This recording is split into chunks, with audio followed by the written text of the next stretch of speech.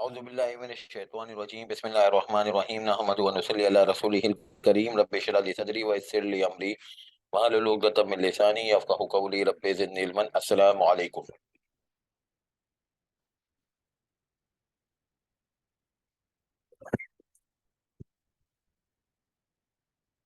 आपको मेरी आवाज़ आ रही है तो प्लीज़ कंफर्म कर दीजिएगा।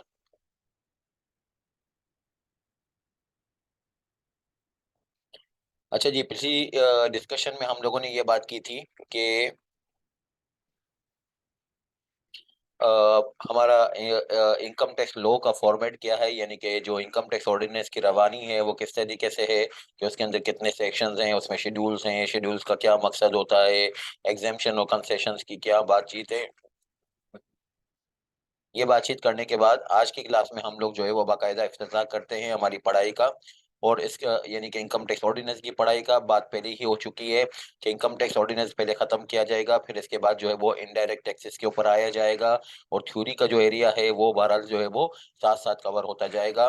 तो इनकम टैक्स ऑर्डिनेंस में सेक्शन नंबर 1 इस तरीके से अपने आप को कहता है कि टैक्स ईयर इसकी कमेंसमेंट जो है वो कब हुई है, यानी कि पाकिस्तान में कोई भी लॉ पढ़ा जाए तो उसका हमेशा पहले सेक्शन यही होता है, शॉर्ट टाइटल एक्सटेंड कमेंसमेंट।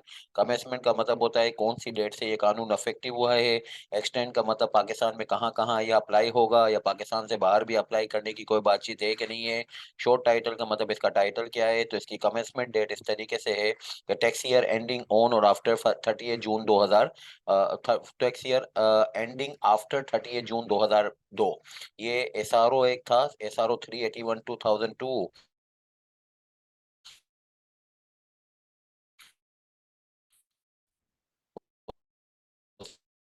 के थ्रू जो है वो दोबारा ये इफेक्टिव डेट इंट्रोड्यूस की गई है कि टैक्स ईयर जो भी खत्म होगा वो टैक्सेशन या उनके मामलात, उनके मरातीब जो है वो पिछले लॉ से हैंडल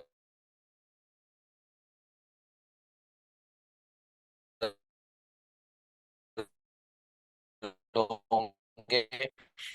और जो 2002 के 2002 के जो है वो नुकता है वो ये लोगों ने ये कंक्लूड किया है, अपीलेट है वो कंफर्म किया है कि is the year made a basis of ordinance, made a basis of the applicability of the ordinance. Ordinance का जो अप्लाई करने का जो तरीकाकार है, सेक्शन एसआरओ 381 2002 में ये कि जैसे कि आप इसमें अ, उस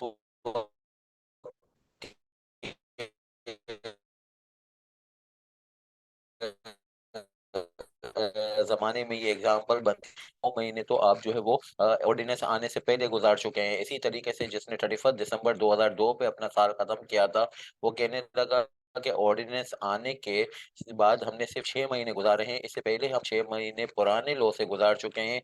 मगर इस एसआरओ ने सबको चुप करा दिया था कि जो भी 30 जून 2002 के बाद साल खत्म करेगा, वो नए लॉ से यानी इनकम टैक्स ऑर्डिनेंस 2001 से जो है वो हैंडल होगा। तो नतीजतन ये हुआ कि भाई जो है वो ईयर जो है वो बेसिस है टैक्सेबिलिटी की, ईयर बेसिस है जो है वो अप्लाई होने की, लॉ को अप्लाई करने की। तो इसी से एक बारीक सा नुक्ता ये निकला कि भाई जो है वो अगर मिसाल के तौर पे कोई फाइनेंस एक्ट आता है, अब जो फाइनेंस एक्ट 2024 आया जो कि बेसिकली बजट 2024 और 25 है, जो कि फाइनेंस एक्ट 2024 के नाम से पुकारा गया। अब इसकी जो एप्लीकेबिलिटी डेट आप देख रहे हो, ये एप्लीकेबिलिटी डेट है 1 जुलाई 2024 से, और कहा गया कि जो भी ईयर एंड खत्म होंगे, यानी कि जो है वो जो भी टैक्स ईयर खत्म हो रहे होंगे 30 जून 2024 के बाद, वो इसके हिसाब से हैंडल होंगे, यानी नए फाइनेंस एक्ट से हैंडल होंगे। चाहे वो 30 सितंबर 2024 हो, चाहे वो 31 दिसंबर 2024 हो। अब जो 30 सितंबर 2024 पे जो साल खत्म हो रहा होगा, उसको एक एतराज़ होगा कि हमने तो जो है वो पुराने फाइनेंस एक्ट से, यानी फाइनेंस एक्ट 2023 से हमने जो है वो 9 महीने गुज़ारे हैं, और नए फाइनेंस एक्ट के बाद तो हमारे पास जो है वो सिर्फ़ और सिर्फ़ जो है वो 3 महीने थे। तो आप पूरे साल के ऊपर नया कानून कैसे, नया फाइनेंस एक्ट कैसे अप्लाई कर सकते हैं? तो हम उनको भी ऐसे ही चुप कराएँगे जैसे जो है वो सबसे पहली दफ़ा ये शोर उठने पे चुप करवाया गया था कि भई जो है वो ईयर जो है वो बेसिस ऑफ टैक्सेबिलिटी होती है। ईयर जो है वो बेसिस ऑफ एप्लीकेबिलिटी होती है। कानून आने के बाद के कितने महीने हैं, कानून आने के पहले के कितने महीने हैं, इसी तरीके से फाइनेंस एक्ट के बाद के कितने महीने हैं, फाइनेंस एक्ट से आने के पहले के कितने महीने हैं। नतीजा भले 3 महीने ही गुजरे हैं फाइनेंस एक्ट 2024 के बाद, मगर पूरा सा year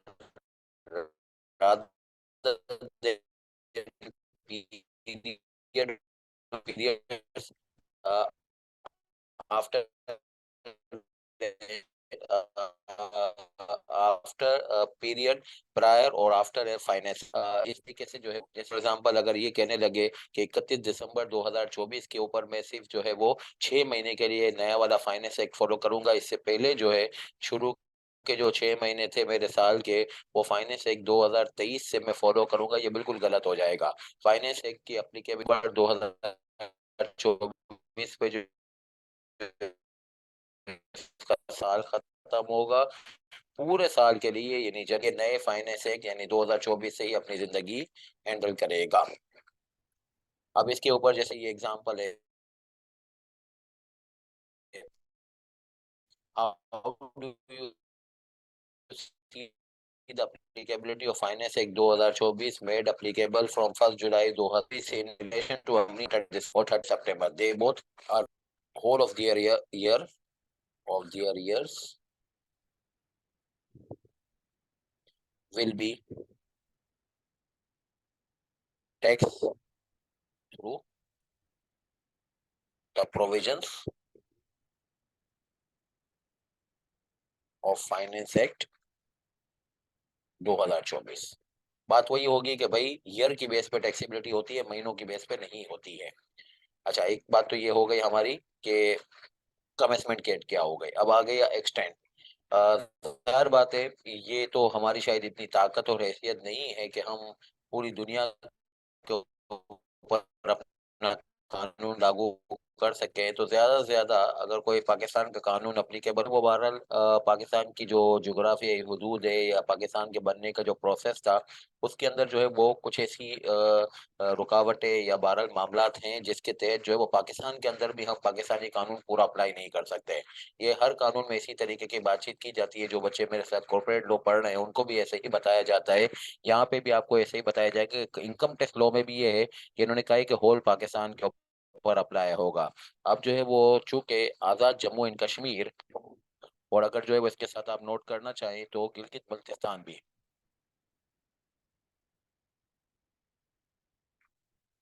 N G B stand for Gilgit Baltistan, are not part of Pakistan and now part of Pakistan. Khyber Pakhtunkhwa और बलूचिस्तान के सूबे में जम हो गए in pursuance of 25th amendment to the constitution effective from 28/5/2018। माजी में कभी ऐसा होता था कि 4 इलाके हमारे पाकिस्तान का पार्ट नहीं थे। एक जो है वो फेडरली एडमिनिस्ट्रेटेड ट्राइबल एरियाज, एक है गिलगित बल्तिस्तान। अब ये जो आज़ाद जम्मू एंड कश्मीर और गिलगित बल्तिस्तान है, ये तो आज भी पाकिस्तान का पार्ट नहीं है, मगर ये कि जो है वो फाटा और जो है फेडरली एडमिनिस्ट्रेटेड ट्राइबल एरियाज और प्रोविंशियली एडमिनिस्ट्रेटेड ट्राइबल एरियाज, ये अब जो है वो पाकिस्तान का पार्ट हो चुके हैं। और इनके पाकिस्तान का पार्ट बनाने के लिए जो दस्तूर में तब्दीली लाई गई यानी कॉन्स्टिट्यूशन में तब्दीली लाई गई, उसको कहा गया 25th amendment to the constitution. अब जो है वो सिर्फ 2 इलाके ऐसे रह गए जहाँ पे जो है वो हम पाकिस्तान का कोई भी कानून इंक्लूडिंग बल्तिस्तान। अब गिलगित बल्तिस्तान की तो बहुत अजीब सी हालत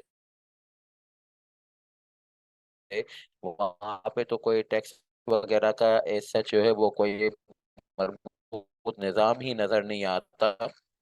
शुरू शुरू में फोर्स ऑर्डिनेंस जो है उसको उन्होंने एडॉप्ट किया, मगर बहरहाल वो जो है वो इस वक्त वहाँ की हालत ऐसी है कि वहाँ पे अफेक्टिवली कोई इनकम टैक्स की जो है वो प्रोग्रेस नजर नहीं आ रही। मगर एक आज़ाद जम्मू एंड कश्मीर में बहरहाल हमारा इनकम टैक्स लॉ जो कि पाकिस्तानी इनकम टैक्स लॉ है उसको उन्होंने एडॉप्ट कर लिया है, वो इफेक्टिवली फॉलो भी कर रही है। तो आप बहरहाल एग्जाम के पर्पज के लिए यही समझिएगा कि Azad Jammu and Kashmir and Gilgit Baltistan administrative states तो हैं हमारी, मगर एक उनके ऊपर हम जो है वो पाकिस्तान का कोई कानून अप्लाई नहीं कर सकते, ऐसी बात कॉन्स्टिट्यूशन में लिखी हुई है। एज अ रिजल्ट जो है इन दो टेरिटरीज को छोड़ के बाकी पूरा भी जो भी जो है वो पाकिस्तान के नक्शे में नजर आ रहा है उसके ऊपर पाकिस्तान के सारे कानून इंक्लूडिंग इनकम टैक्स का कानून भी अप्लाई होता है। खैबर पख्तूनख्वा और बलूचिस्तान पुरानी किताबों में आपको लिखा हुआ मिलेगा कि वो भी पार्ट ऑफ पाकिस्तान नहीं थे, इसलिए पाकिस्तान का कोई भी कानून और इनकम टैक्स का कानून अप्लाई नहीं होता। मगर एक बहरहाल अब वो बातें पुरानी हो गई, अब जो है वो ये पाकिस्तान का इफेक्टिवली जो है वो पाकिस्तान के पार्ट का हिस्सा और नतीजतन हर कानून इंक्लूडिंग इनकम टैक्स कानून फाटा और पाटा के ऊपर अप्लीकेबल होगा। अब फाटा और पाटा के लोगों की तरफ से रेजिस्टेंस बहुत आ रही है, वो इसको मानने को तैयार नहीं है कि, और जो है वो पाकिस्तान के दूसरे कानून को भी फॉलो नहीं करेंगे। चूंकि इस वक्त हमारी बातचीत सिर्फ इनकम टैक्स से मुतालिक हो रही है, तो मैं इस हद तक ही अपनी बात को जो है वो डिस्कस करूंगा कि इनकम टैक्स लॉ जो है वो वहाँ पे इम्प्लीमेंट करने के लिए हमने जब जो है वो प्रोग्रेस की, ये कहते हुए कि अब आप खैबर पख्तूनख्वा बलूचिस्तान का हिस्सा है, तो वहां से रोका वन सेकंड स्केड्यूल में। मैंने पिछली क्लास में आपको लॉ का फॉर्मेट तय किया था उसके सेशंस का डॉक्यूमेंट कहते हैं। उसके अंदर तीन चार पार्ट मैंने बताए थे, पार्ट वन में एग्जाम्शन है, पार्ट टू में रिड्यूस रेट है, पार्ट थ्री में रिडक्शन इन लाइबिलिटी है, पार्ट फोर में एग्जाम्शन फ्रॉम स्पेसिफिक प्रोविजन है। तो पार्ट वन जब भी मैं कहूंगा सेकंड स्केड्यूल का, तो इसका मतलब है I am about to talk over some exemption. तो दिस इज समथिंग के जो कि एग्जाम्शन की शक्ल में फाटा और पाटा से मुंसलिक है। क्या है वो? ये है any income which is not chargeable to tax prior to the commencement of the 25th constitutional amendment of any individual domiciled or company and association of person resident in tribal areas। जो बंदा वहां पे पैदा हुआ, individual की बात हो रही है फाटा और पाटा में, या फिर एक कंपनी और जो है वो एसोसिएशन ऑफ पर्सन वहां पे बनी इन द ट्राइबल एरियाज में forming part of the provinces and Khyber Pakhtunkhwa under the paragraph D of article 246 of the constitution with effect from 1 June to 30 June 2025, इनकी इनकम क्या हो जाएगी? नॉट चार्जेबल टैक्स हो जाएगी।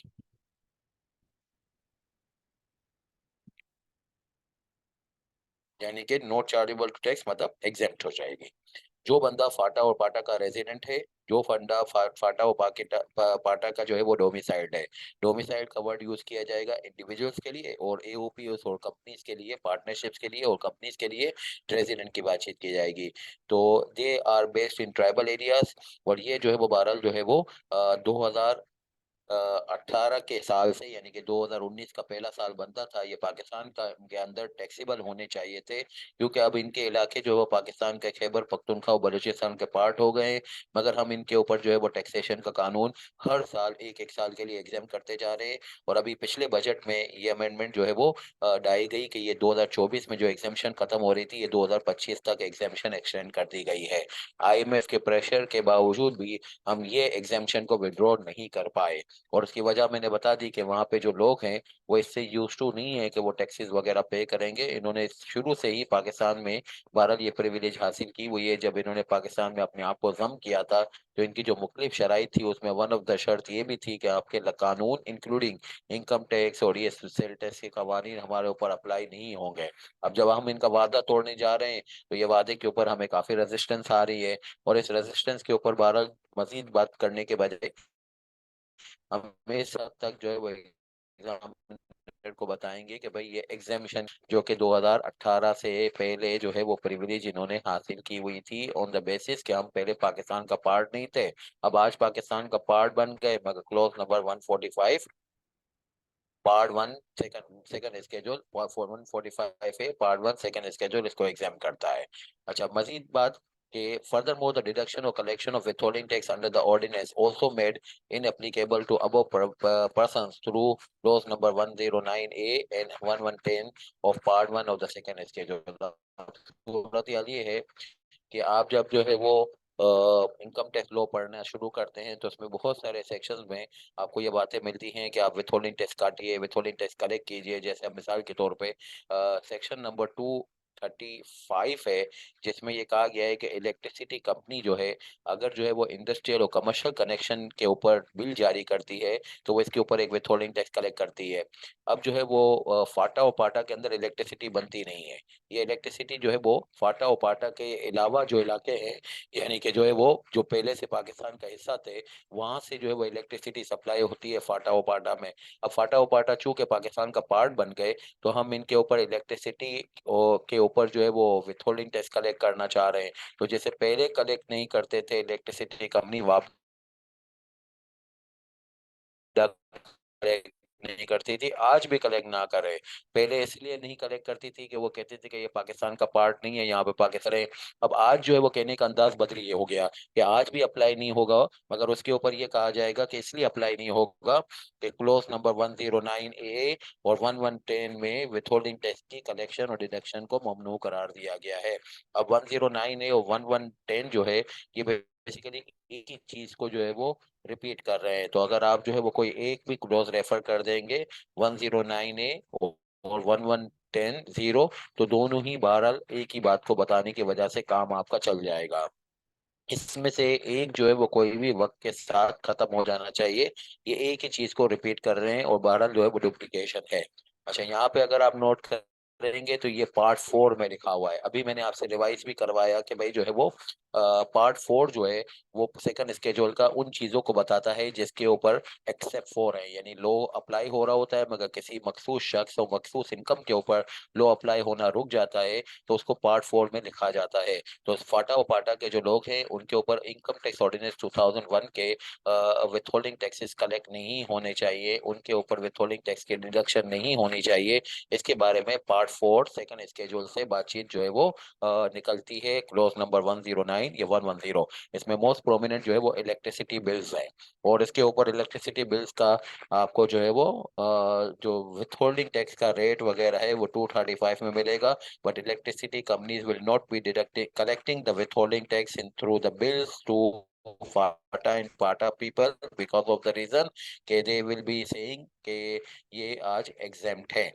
पहले ये कहते थे कि ये आउट ऑफ स्कोप है क्योंकि इनकम टैक्स लॉ से बाहर हैं, क्योंकि पाकिस्तान के स्कोप से बाहर हैं। जो चीज पाकिस्तान के स्कोप से बाहर, वहां पे इनकम टैक्स का लॉ कैसे अप्लाई करें। आज कहेंगे इनकम टैक्स का लॉ तो अप्लाई हो सकता है मगर इनको एग्जेम्पशन दी गई है। अच्छा, अब मैंने आपके सिलेबस के अंदर जो चीजें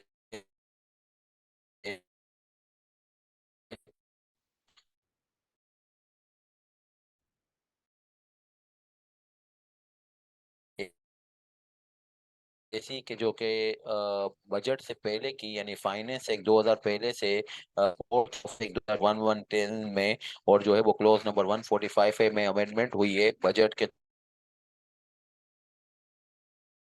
थ्रू, वो मैं आपको बताना चाहूंगा। द पख्तूनख्वा के इलाके या बलूचिस्तान के इलाके कहते हैं।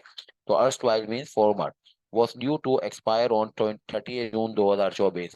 The said exemption is extended for another year up to 30 June 2025। अब 30 जून 2025 का, तो मुझे फिर उम्मीद है कि ये एक और साल के लिए चलता रहेगा। और ये ऐसे ही 109 और 110 में भी की गई, 109A और 110 पार्ट 4 सेकंड स्टेज में, जिसमें विथहोल्डिंग टैक्स की माफी की बातचीत थी, तो ये विथहोल्डिंग टैक्स की माफी की बातचीत भी एक्सटेंड हो गई है। कितने साल के लिए एक्सटेंड हो गई?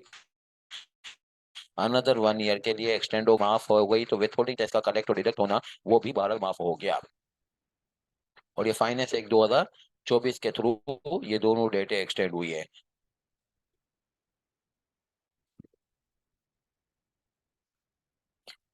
अच्छा, अब आप आइएगा, ये मैंने आपको सेक्शन नंबर 1 में ये बात बता दी कि भाई जो है वो एक्सटेंड किया है, यानी कि पूरा पाकिस्तान, मगर पूरे पाकिस्तान में खैबर पख्तूनख्वा और के पूरे पाकिस्तान में आज़ाद जम्मू एंड कश्मीर और गिलगित बल्तिस्तान नहीं आते। और इसके अलावा कमिटमेंट के अंदर मैंने बता दिया कि भाई 30 जून 2002 से के बाद खत्म होने वाले साल और शॉर्ट टाइटल का मैंने बता दिया कि इनकम टैक्स ऑर्डिनेंस 2001 है, यानी meaning thereby this is the product of the army journal, यानी कि जो है वो परवेज मुशर्रफ ने इसको इंट्रोड्यूस किया था। ये दैट टाइम जो है पार्लियामेंट सेशन में नहीं थी, तो प्रेसिडेंट ने अपना पावर इंट्रोड्यूस यूज किया था कि भाई जो है वो अब पार्लियामेंट नहीं है तो पार्लियामेंट से अप्रूव होके एक्ट तो इंट्रोड्यूस नहीं किया जा सकता है, इसलिए ऑर्डिनेंस को इंट्रोड्यूस किया जाएगा।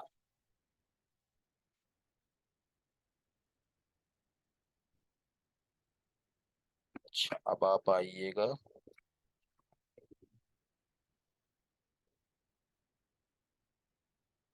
अच्छा, हमारी तरकीब इस तरीके से है कि मोर और लेस हम ऑर्डिनेंस की सीक्वेंस ही फॉलो कर रहे होते हैं कि हर सेक्शन को उठाते हैं, उसको पढ़ते जाते हैं, उसके साथ जो लिंकिंग है वो करते जाते हैं, इसके ऊपर जो प्रैक्टिकल सिनेरियोज हैं वो डील करते जाते हैं, उसके क्वेश्चंस हैं वो सॉल्व करते जाते हैं। ये हमारी तरकीब है। तो अभी हमने सेक्शन नंबर 1 पढ़ा। सेक्शन नंबर 1 के बाद जो सेक्शन नंबर 2 है वो डेफिनेशंस का है। तो डेफिनेशंस को जो है वो रिलेवेंट टॉपिक के साथ कनेक्ट होके पढ़ी जाती हैं। अब जो है वो सेक्शन नंबर 3, अब सेक्शन नंबर 3 जो है वो लिंक होगा सेक्शन नंबर 54 से। फिर ये दोनों सेक्शंस लिंक होते हैं 109 से 107 से, फिर 107 लिंक होता है 109 और 109A से। तो इफेक्टिवली जो है वो इसकी ग्रुपिंग ऐसे बनी कि ये 354 ये एक ही टॉपिक है। फिर ये जो है वो लिंक होगा 107 से।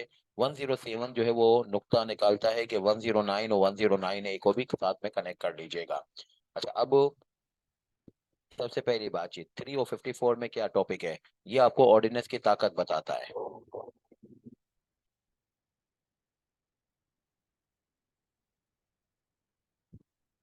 अच्छा, ऑर्डिनेंस की ताकत मतलब ये कि ये आपको ये बताता है कि जिस ऑर्डिनेंस को आप फॉलो कर रहे हैं, जिस ऑर्डिनेंस को आप अप्लाई कर रहे हैं, इस ऑर्डिनेंस को किस जो है वो ताकत के साथ जो है वो जिंदगी में अप्लाई किया जाता है। अक्सर और बेशतर ऐसा होता है कि किसी भी जो है वो लॉ की जो है वो बाज़ औक़ात जो है वो शाखें निकल आती हैं कि इसमें भी यहाँ ऐसे लिखा हुआ है, उसमें भी यहाँ ऐसा लिखा हुआ है। तो इनकम टैक्स ऑर्डिनेंस ने ये जो शाखें निकलने का काम है इसको खत्म कर दिया है। यानी 3 और 54 में ये लिखा हुआ है कि अगर किसी के इनकम टैक्स के मैटर को डिस्कस करना हो तो आप जो है वो लाजमी तौर पे इसको इनकम टैक्स लॉ से सब्सटेंशिएट कीजिएगा, इधर उधर से दूसरी किताबों से ना कीजिएगा। ये देखिए, ordinance overrides other laws. Pakistan में कोई भी कानून हो, पार्लियामेंट से मंजूर शुदा कानून हो, मगर वो इनकम टैक्स की मैटर को डिस्कस करना शुरू करेगा तो हम इसको ओवरराइड कर रहे हैं। ओवरराइड कर रहे हैं और इसके नतीजे में फिर क्या होगा, इनकम टैक्स लॉ एक्सक्लूसिव कानून बन जाएगा इनकम टैक्स मैटर्स के लिए। And tax treaty overrides ordinance, मगर इसका एक जो है वो अ, खींच है या बहरहाल इसकी जो है वो एक रुकावट है। ऑर्डिनरी टैक्स ट्रीटी जो है वो ये चीज होती है कि अगर क्रॉस बॉर्डर ट्रांजेक्शन हो तो उसमें डबल टैक्सेशन ना हो। लाइक जो है वो इन आर केस अगर एग्जांपल कैन बी सच कि if a person who is residing in USA, अगर वो पाकिस्तान में आके कुछ अर्न करता है तो पाकिस्तानी गवर्नमेंट कहती है कि चूंकि आपकी जो है वो सोर्स कंट्री यानी जहाँ से इनकम आती है पाकिस्तान में, तो हमें टैक्स दे दीजिए। अब ये बंदा जो है वो जो अर्न भी करेगा तो वो इसको लेके जाएगा अमेरिका में, ये कहते हुए कि की मंजिल अमेरिका की है, यानी डेस्टिनेशन अमेरिका अमेरिका की है। तो अमेरिकन गवर्नमेंट का है तो बहरहाल आप अमेरिका में टैक्स दीजिए। तो he will be discourage over the situation के मैं पाकिस्तान में जाके कोई काम करूं, क्योंकि जो है वो पाकिस्तान में काम करूंगा तो पाकिस्तान में सोर्स होने के नतीजे में टैक्स हो जाएगा, अमेरिका में लेके आऊंगा तो अमेरिका में डेस्टिनेशन होने के ऊपर टैक्स हो जाएगा। नतीजतन जो है वो ये क्रॉस बॉर्डर ट्रांजेक्शन और जो ग्लोबलाइजेशन का जो है वो हमारा नारा तराना है वो बहरहाल कभी भी पूरा नहीं हो सकेगा। तो जरूर जरूर पूरी दुनिया में ये बहरहाल जो है वो सोचो विचार है कि ये जो ग्लोबलाइजेशन हमें करनी है इसके लिए क्रॉस बॉर्डर ट्रांजैक्शंस के अंदर डबल टैक्सेशन को खत्म किया जाए। यानी डबल टैक्सेशन का मतलब ये कि सोर्स कंट्री में भी टैक्सेशन लगे, डेस्टिनेशन में भी एक जगह लगना चाहिए। अब उसके लिए जो है वो कंट्रीज के माबेन जो है वो क्या डॉक्यूमेंट साइन होता है उसको कहते हैं ट्रीटी। पूरा नाम होता है डबल टैक्स ट्रीटी। ट्रीटी का मतलब माफी, तो डबल टैक्सेशन की माफी। तो पाकिस्तानी गवर्नमेंट ने 79 कंट्रीज के साथ डबल टैक्स ट्रीटी साइन की हुई है, जिसमें बाज औकात या तो सिरे से टैक्स माफ हुए, या बाज औकात ऐसा हुआ कि टैक्स जो है वो बहरहाल काफी कम कर दिया गया, या बाज औकात ऐसा हुआ कि भाई जो है वो हमारे मुल्क में तो हम टैक्सेशन लगाएंगे, आपके मुल्क में इसको माफ़ी कर दीजिएगा। तो बाज़ औक़ात हमने माफ़ किया, बाज़ औक़ात सामने वाली कंट्री ने माफ़ किया, बाज़ औक़ात ऐसा हुआ कि हमने माफ़ नहीं किया मगर कम रेट कर दिया। अब इसके ऊपर जो है वो बातचीत ये आएगी कि आपने तो हमें पढ़ाया था कि भाई जो है वो ये कोई भी किताब हो उसके अंदर कोई भी बात लिखी हुई हो इनकम टैक्स के बारे में उसको फ़ॉलो ना करना, इनकम टैक्स लॉ को फॉलो करना, तो फिर ये इनकम टैक्स की बातें आप ट्रीटी से हमें क्यों पढ़ा रहे हैं? तो treaty is the only document which will be overriding the income tax ordinance. Income tax जो है वो पाकिस्तान के तमाम कवानीन को ओवरराइड कर देता है अगर इनकम टैक्स मैटर्स की बातचीत हो। ट्रीटी जो है वो पाकिस्तान के इनकम टैक्स ऑर्डिनेंस को भी ओवरराइड करने की ताकत रखता है। In case treaty is being abused for a tax avoidance or tax planning, then the CIR can invoke the powers of Section 109 to disregard the treaty। और इसके ऊपर फिर 109 और 109A में ये मिलेगा कि सीआईआर के पास यानी कि इनकम टैक्स लॉ में जो सबसे बड़तर अथॉरिटी है उसका नाम है द कमिश्नर इन रेवेन्यू। उसके पास ये पावर है कि वो जो है वो ट्रीटी को भी ओवरराइड कर दे। ट्रीटी को कब ओवरराइड कर देता है? वो ट्रीटी को ओवरराइड उस वक्त कर देता है कि जब जो है वो इसको महसूस होता है कि ट्रीटी को इस्तेमाल किया जा रहा है टैक्स की प्लानिंग के लिए। यानी इसको कहा जाता है कि भाई ट्रीटी को तो शॉप किया जा रहा है। क्या मतलब? अगर मिसाल के तौर पे एक बंदा जो है वो दुबई का है, वो पाकिस्तान में कोई जो है वो रॉयल्टी और फ्रेंचाइज का एग्रीमेंट करता है, और रॉयल्टी और फ्रेंचाइज के एग्रीमेंट में बेसिकली तो जो है वो नॉन रेजिडेंट की पाकिस्तान में टैक्सेशन 15% पे होती है अगर रॉयल्टी और फ्रेंचाइज का एग्रीमेंट हो। अब वो कहता है कि नहीं, मैं दुबई से बहरहाल ये कॉन्ट्रैक्ट नहीं करूंगा, मैं जो है वो ये करूंगा कि बेल्जियम में कंपनी बनाओ। और बेल्जियम सी कंपनी जो है बेल्जियम में आराम से $100 में कंपनी बन जाती है। बेल्जियम में कंपनी बनाओ और बेल्जियम से जो है वो फिर पाकिस्तान में जिसके साथ मुझे रॉयल्टी और फ्रेंचाइज का कॉन्ट्रैक्ट करना था वो कॉन्ट्रैक्ट साइन करूं। अब इसके ऊपर क्या फ़ायदा होगा? इसके ऊपर फ़ायदा ये होगा कि अब जो है वो जो रॉयल्टी और फ़ी फॉर टेक्निकल सर्विस की इसी नॉन रेजिडेंट की जो पहले 12% पे टैक्सेशन होनी थी, अब जो है वो 0% पे टैक्सेशन हो जाएगी, क्योंकि बेल्जियम के साथ जो हमारी टैक्स ट्रीटी है उसके अंदर 0% का टैक्सेशन है। अब अगर जो है वो चाइना में कंपनी बना लो उसके थ्रू करो तो 10% का टैक्सेशन हो जाएगा।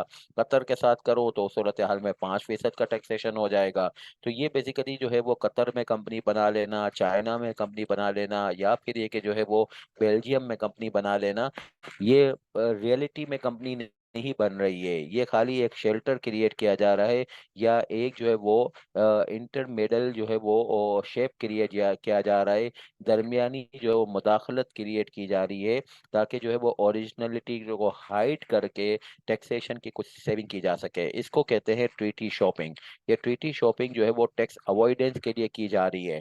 यानी आपको बेल्जियम की ट्रीटी का हक नहीं था, आपने उस ट्रीटी को शॉप किया है। आपने पूरी दुनिया में पाकिस्तानी गवर्नमेंट के साथ जो टैक्स ट्रीटी थी सबको उठाया, उसमें चेक करते गए कहाँ सबसे कम टैक्स लग रहा है।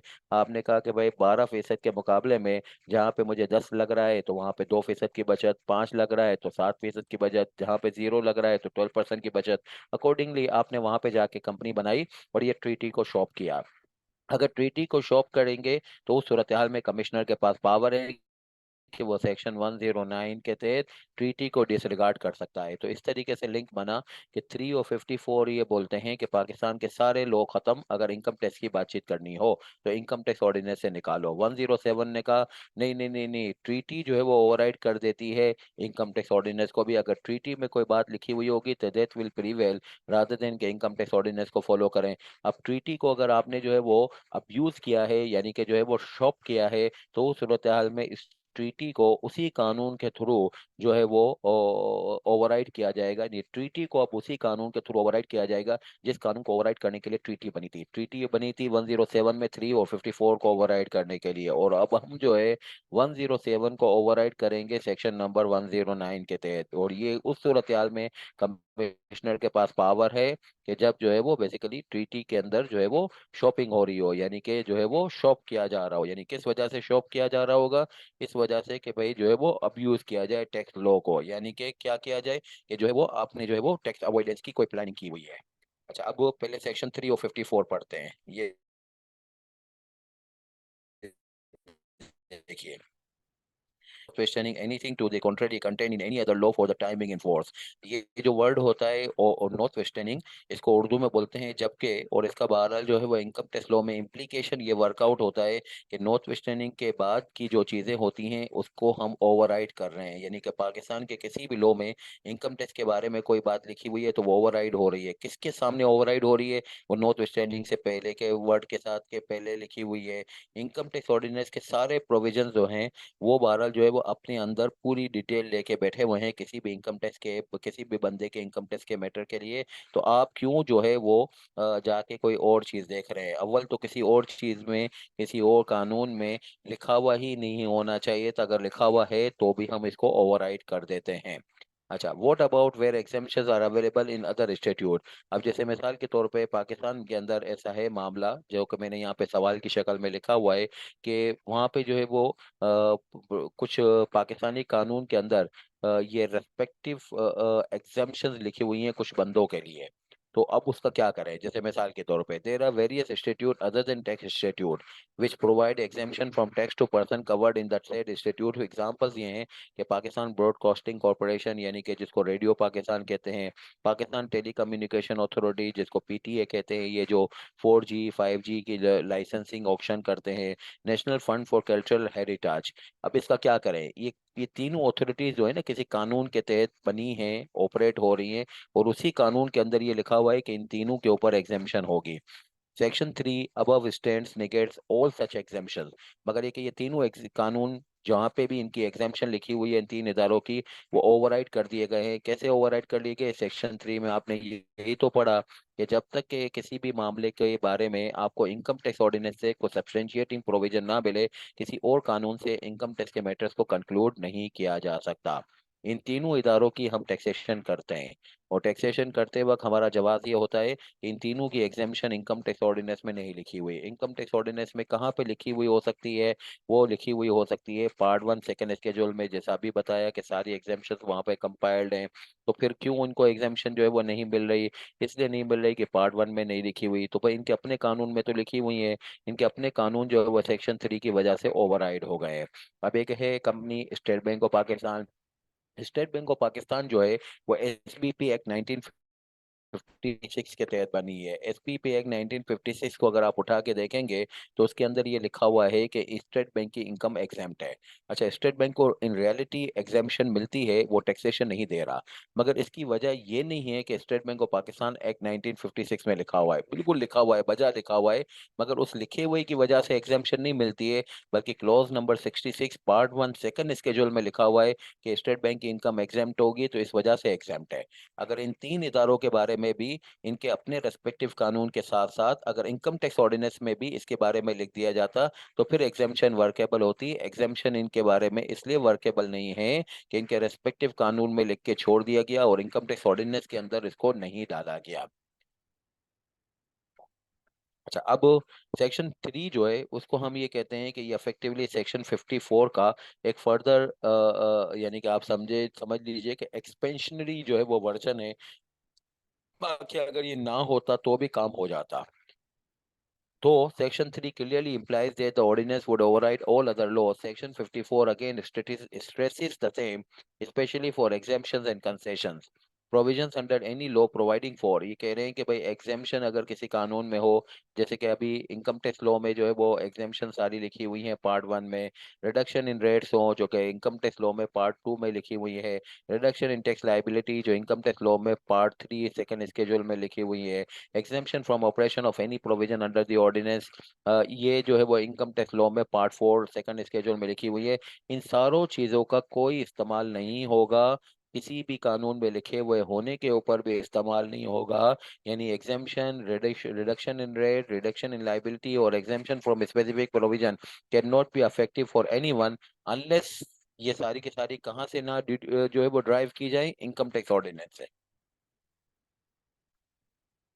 अब जैसे मिसाल के तौर पे पाकिस्तान की टूरिज्म पॉलिसी में लिखा हुआ है कि आप पाकिस्तान में होटल बनाए तो 10 साल के लिए आपकी इनकम एग्जेम्प्ट होगी। अब टूरिज्म पॉलिसी जो है कोई होटल ने खुद नहीं बना ली है, ये पार्लियामेंट ने बना ली है। तो बहरहाल जो है वो पार्लियामेंट ने टूरिज्म पॉलिसी के अंदर ये लिखवा लिया कि भाई 10 साल की इनकम एग्जेम्प्ट हो जाएगी। कोई होटल जो है वो बनी तो उसके शुरू की 10 सालों की इनकम एग्जेम्प्ट होगी। मगर ये एग्जेम्पशन तो मिलती नहीं है। क्यों नहीं मिलती है?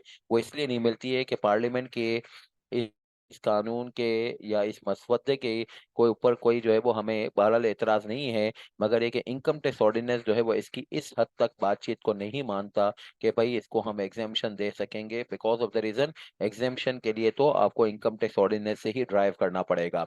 किसी होटल को बहरहाल इस ग्राउंड के ऊपर कि भाई 10 सालों तक आपको जो है वो बनने के शुरू के सेटअप के 10 साल तक हम आपकी इनकम को एग्जेप्ट नहीं करेंगे, क्योंकि टूरिज्म पॉलिसी में लिखा हुआ है हम नहीं कर अलाउ करते। Because of the reason income tax ordinance में इसके बारे में नहीं लिखा हुआ।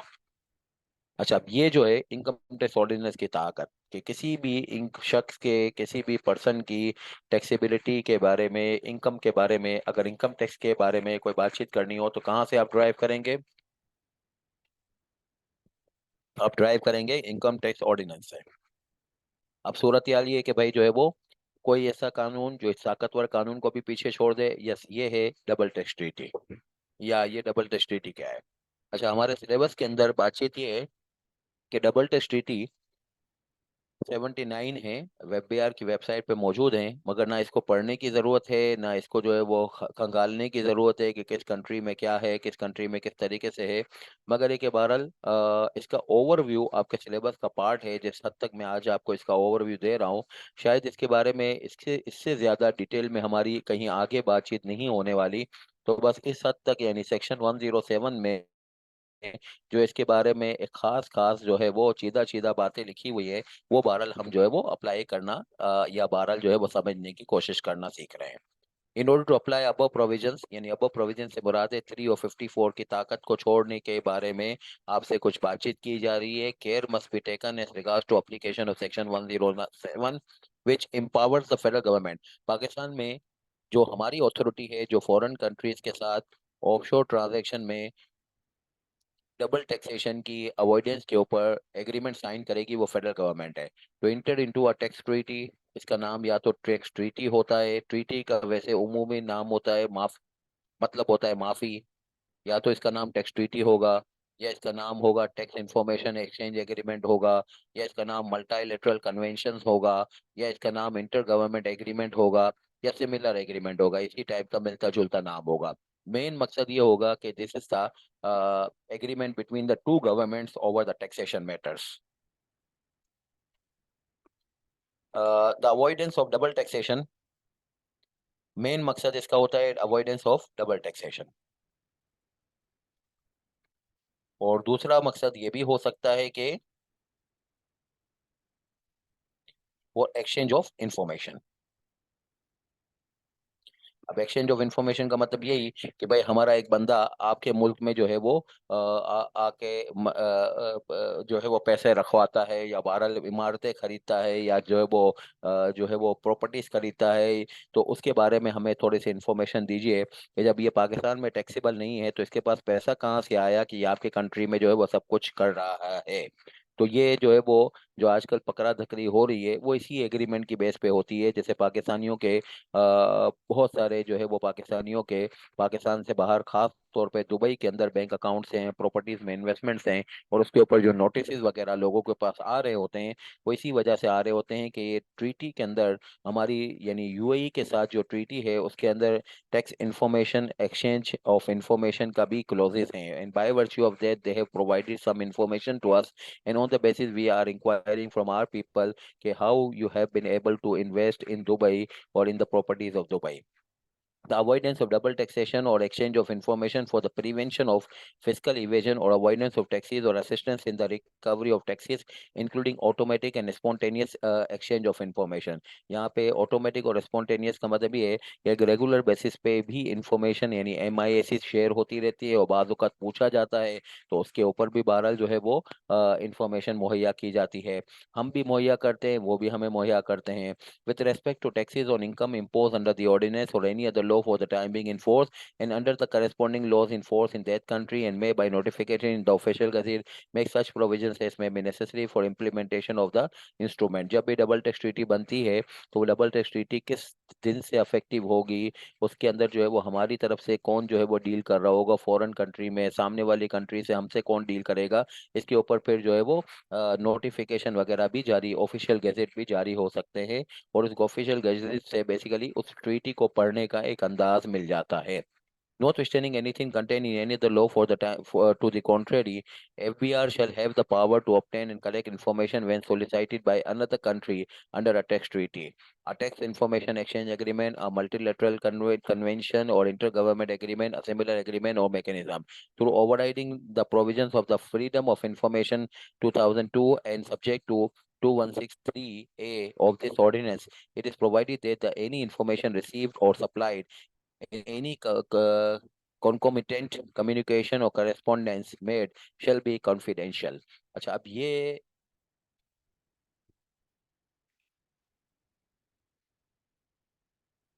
ओवरराइड कर दिया है इन्होंने किस चीज को? फ्रीडम ऑफ इंफॉर्मेशन को, इसको कर दिया इन्होंने ओवरराइड। अच्छा, और ओवरराइड करने में भारत फिर भी सेक्शन 216 सब सेक्शन 3 को इन्होंने मेंटेन किया है। अब ये बात क्या है? जार बात है, फेडरल गवर्नमेंट ने ये एग्रीमेंट तो साइन कर लिया। अब एग्रीमेंट साइन करने के बाद ये फॉरेन कंट्री से जब इंफॉर्मेशन आती है तो ये किसके पास आती है? ये एफबीआर के पास आती है, क्योंकि फेडरल गवर्नमेंट तो बहरहाल जो है वो टैक्स मैटर के लिए सारे पावर, सारे इख्तियारात जो है इन्होंने एफबीआर को सौंपे हुए हैं। तो एफबीआर के पास ये पावर है कि वो इस इंफॉर्मेशन की बेस पे लोगों को नोटिस जारी करती है, उनसे इंफॉर्मेशन उगलवाती है, उनके पे अनटैक्स अमाउंट को जो है वो टैक्स करती है। तो एफबीआर के पास जो है वो फॉरेन कंट्री से जब कोई इंफॉर्मेशन आती है तो उस इंफॉर्मेशन को वो कॉन्फिडेंशियल रखेंगे। अच्छा, पाकिस्तान में एक कानून है, उसमें ये लिखा हुआ है कि अगर पब्लिक अथॉरिटीज के पास कोई इंफॉर्मेशन हो और वो नेशनल इंटरेस्ट की इंफॉर्मेशन हो तो उसको फिर कॉन्फिडेंशियल नहीं रखा जाता। उसको कहते हैं फ्रीडम ऑफ इंफॉर्मेशन ऑर्डिनेंस 2002।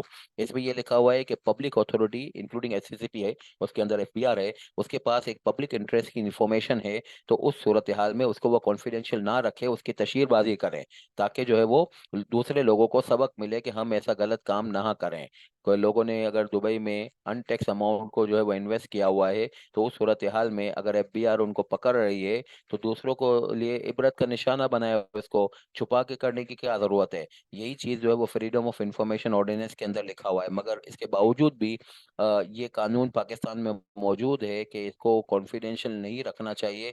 मगर 107 के अंदर इन्होंने ट्रीटी के प्रोविजंस को रिफाइन डिजाइन करते वक्त इस बात को खास तौर पे लिखा है कि ट्रीटी के मैकेनिज्म के अंदर अगर हमें कोई फॉरेन यानी कि करस्पॉन्डिंग ज्यूरिसडिक्शन से हमें इंफॉर्मेशन मिलती है तो हम इसको कॉन्फिडेंशियल रखेंगे, हम इसको किसी को नहीं बताएंगे।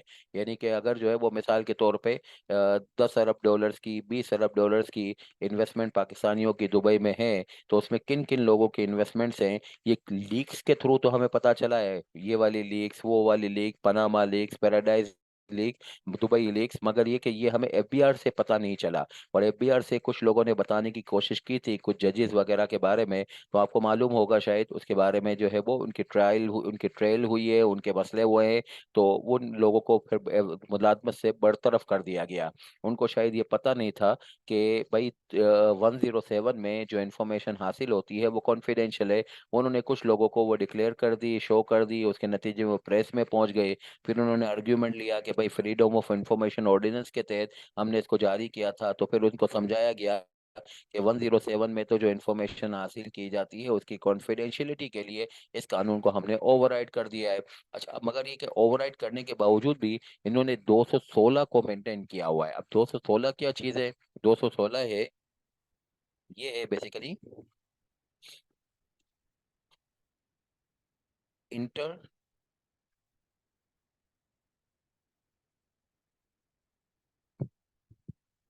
Departmental exchange of information. अच्छा, inter departmental exchange of information का मतलब ये है कि अगर एफबीआर में किसी एक आदमी को इंफॉर्मेशन मिली है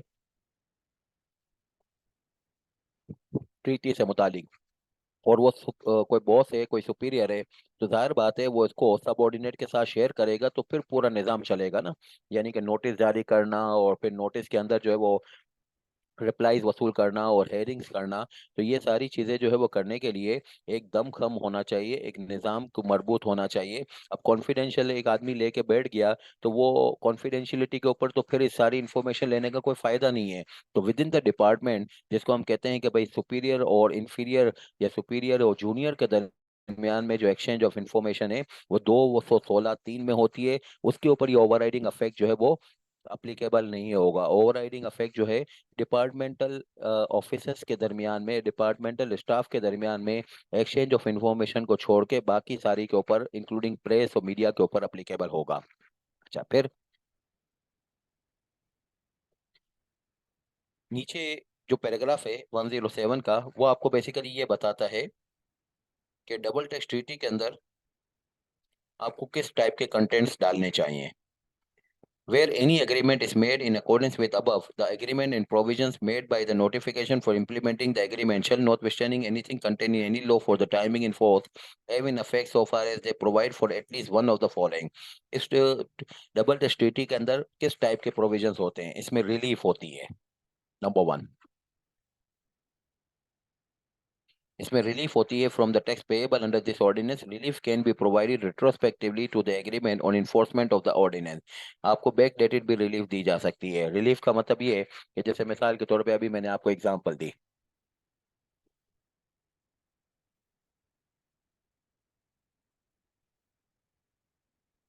कि आपने किसी को, नॉन रेजिडेंट को, फी फॉर टेक्निकल सर्विस और रॉयल्टी पे करनी है तो 15% का टैक्स काटते हैं। मगर दुबई में आप जो है वो 12% काटते हैं, चाइना में आप 10% काटते हैं, कतर में आप जो है वो 5% काटते हैं।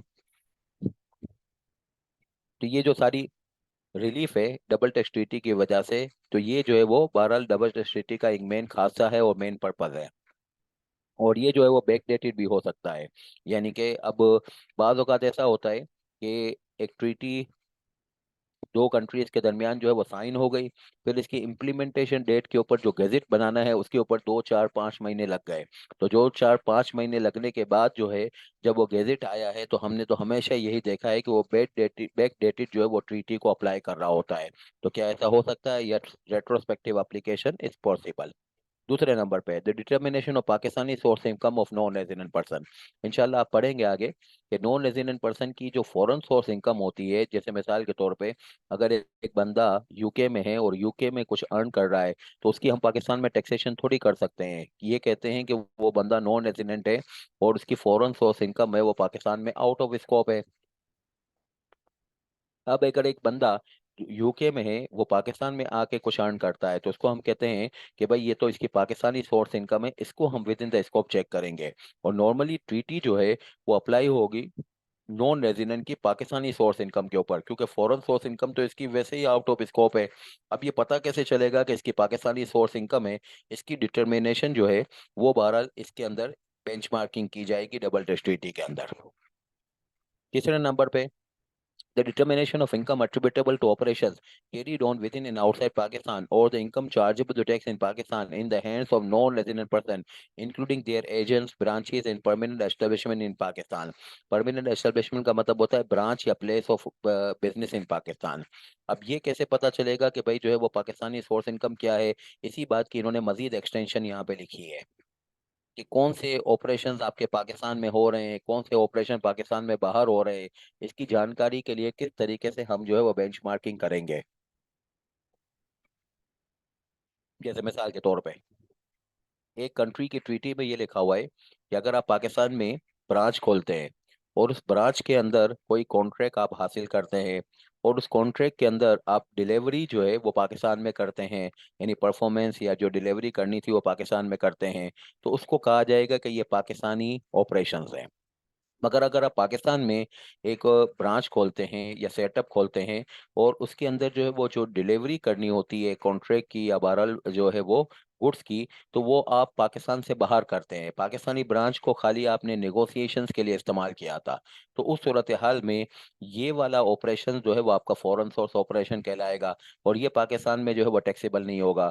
एक और ट्रीटी है, उसके अंदर जो है वो ये लिखा हुआ था कि भाई जो है वो अगर पाकिस्तानी ब्रांच आपने खोली, उसके अंदर जो है वो पाकिस्तानी ऑपरेशंस आपने डिलीवर किए, या पाकिस्तानी ऑपरेशंस डिलीवर करने के साथ साथ आपने पाकिस्तानी ब्रांच को जस्ट निगोशिएशंस के लिए इस्तेमाल किया फॉर डिलीवरी आउटसाइड पाकिस्तान, उसको भी पाकिस्तानी ऑपरेशंस बोला जाएगा। तो ये पाकिस्तानी ऑपरेशंस कौन से होते हैं जिसकी पाकिस्तानी सोर्स इनकम के तौर पे टैक्सेबिलिटी होती है, ये भी बहरहाल जो है वो डबल टैक्स ट्रीटी के अंदर समझाया जाता है।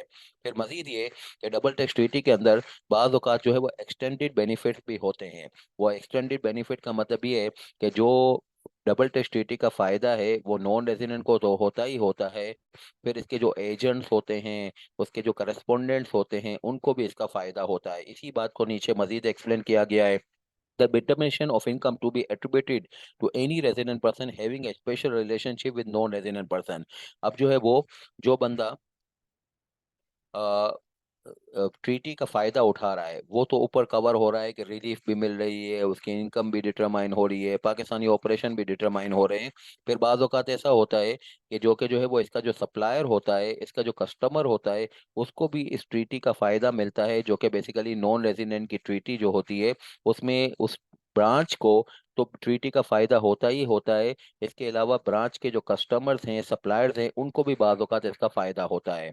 तो वो किस हद तक फायदा होगा, वो भी बहरहाल इसके अंदर ट्रीटी के अंदर लिखा हुआ हो सकता है। वैसे हमारी मालूमात ये है कि जहाँ तक हमने ट्रीटी के ऊपर हमारी एक्सेस हुई है, ये चौथे वाला पॉइंट हमें कहीं नज़र नहीं आया, यानी सप्लायर्स को कोई हम बेनिफिट दे रहे हो इस वजह से कि भाई नॉन रेजिडेंट को आप जो है वो सप्लाई कर रहे हो, नॉन रेजिडेंट के कोई पाकिस्तानी ऑपरेशंस को, तो नॉन रेजिडेंट के पाकिस्तानी ऑपरेशंस को तो ट्रीटी का कोई फ़ायदा दे रहे हैं, तुम उसके सप्लायर हो तो तुम्हें भी फ़ायदा देंगे, ऐसा कोई नज़र नहीं आया। मगर ये कि बहरहाल ये भी है लॉ के अंदर मौजूद कि किसी ट्रीटी में ऐसा भी हो सकता है कि जिसका स्पेशल इंटरेस्ट हो नॉन रेजिडेंट के साथ, तो नॉन रेजिडेंट को तो बेसिकली बेनिफिट हो ही रहा होगा, इस स्पेशल इंटरेस्ट उनका होल्डर को भी हो रहा होगा। और फिर इसके बाद पांचवें नंबर पे आजकल के दौर में जो सबसे प्रॉब्लमेटिक सिचुएशन बनी है वो ये है एक्सचेंज ऑफ इंफॉर्मेशन। ट्रीटी के अंदर एक्सचेंज ऑफ इंफॉर्मेशन भी होती है, एक मुल्क दूसरे मुल्क को इंफॉर्मेशन दे रहा होता है, पाकिस्तान से बाहर इंफॉर्मेशन दे रहे होते हैं। इसी चक्रों में खानानी एंड कालिया, जो कि एक बहुत पाकिस्तान का सबसे बड़ा मनी चेंजर था, वो कोलैप्स हुआ। इन्फॉर्मेशन हमने यूएस गवर्नमेंट को शेयर की थी। हमें जो है वो बहरहाल दुबई से इन्फॉर्मेशन मिली, उसमें हमने पाकिस्तानियों को बहुत जो है वो खींचा हुआ है। तो exchange of information for the prevention of fiscal evasion और avoidance of taxes on income chargeable under this ordinance and under the corresponding laws in force in that country. तो बेसिकली ये 5 इसकी खासियतें होती हैं। Relief.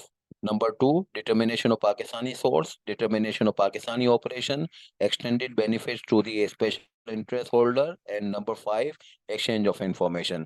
ये 5 इंफॉर्मेशन को, 5 document, 5 चीज़ों को एक मराद की शक्ल में या रिलीफ की शक्ल में जब एक 2 गत्तों के अंदर सारी इंफॉर्मेशन को कंप्राइज कर दिया जाता है इन 5 हेडिंग्स के अंदर, तो बस उसको फिर ट्रीटी कहते हैं। हमारी तरफ से फेडरल गवर्नमेंट इसको साइन करती है, सामने वाली जो है वो तरफ से बहरहाल जो है वो, जो भी जिस कंट्री के साथ साइन करेंगे वहाँ की फॉरेन गवर्नमेंट या वहाँ का फॉरेन गवर्नमेंट का जो भी इदारा साइन करेगा।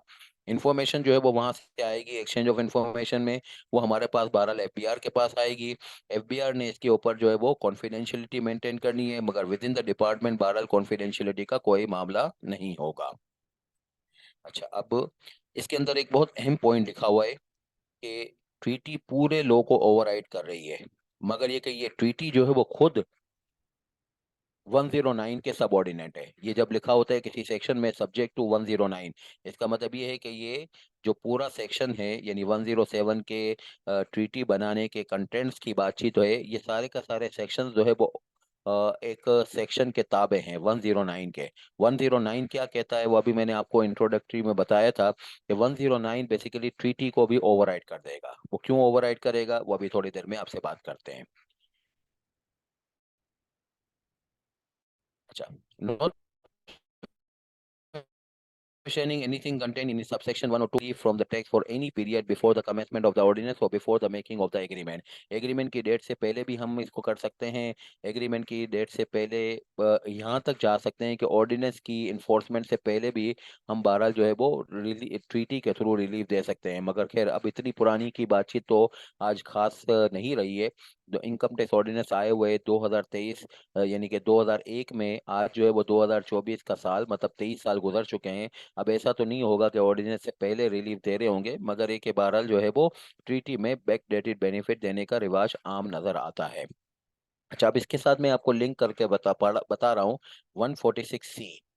इन पर्सियंस of section 107 the federal government is empowered inter alia का मतलब होता है among other things to enter into agreement with other jurisdiction for assistance in recovery of taxes in this regard 146C में, ये 146C का नाम है, ये assistance in the recovery and collection of taxes, uh, it's empowering the tax authorities to assist in collection and recovery of taxes in pursuance of a request from foreign jurisdiction। अगर foreign jurisdiction से हमें कोई information मांगी गई या किसी आदमी को पकड़ने की बातचीत की गई कि भाई पाकिस्तान में हमारा बंदा, यानी हमारे मुल्क से टैक्स चोरी करके आपके मुल्क में छुपा हुआ है, या जो है वो यहाँ पे जो है वो बहरहाल आज़ादाना घूम रहा है, उसको पकड़ के दीजिए। तो उसमें पाकिस्तानी टैक्स अथॉरिटीज यानी एफबीआर को ये एम्पावरमेंट 146C के तहत मिली हुई है कि वो अगर किसी को नोटिस जारी करें तो बाज़ औक़ात नोटिस के ऊपर ये रीज़न भी हो सकता है कि आप हमारे टैक्स चोर तो नहीं हो, मगर आप फॉरेन कंट्री के टैक्स चोर हो। और फॉरेन कंट्री को हम बेसिकली असिस्ट इसलिए कर रहे हैं कि अफेक्टिवली जो है वो अगर हम ना असिस्ट करें तो वो शायद यहाँ पे घुस के जो है वो खुद जो है वो बहरहाल इसके साथ जो है वो जो है वो ज्यादती करें या बहरहाल सख्ती करें। तो ये मुल्की डिसिप्लिन के खिलाफ हो जाएगा।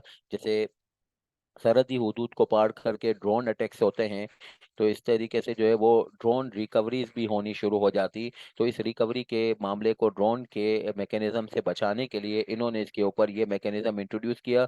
ये 146C में एफबीआर को ये पावर दे दिया है कि अगर कोई फॉरेन कंट्री से एक रिक्वेस्ट आई कि रिकवरी करके दो, हमारा बंदा आपके मुल्क में छुपा हुआ है, तो हम बहरहाल अपने मुल्क की रिकवरी तो कर ही रहे हैं, आपकी मुल्क की रिकवरी के लिए भी हम आपको असिस्ट करेंगे। अच्छा, अब आइए 109। 109 क्या चीज है?